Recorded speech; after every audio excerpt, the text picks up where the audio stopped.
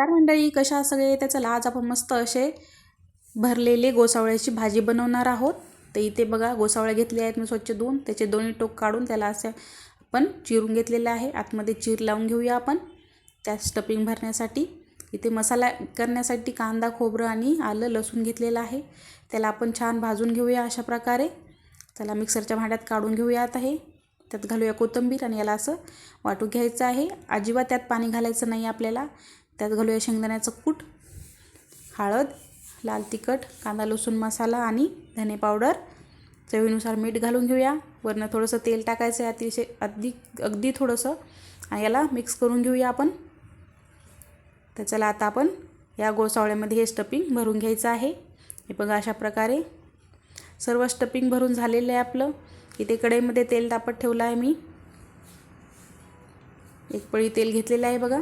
त्यात घालूया मोहरी.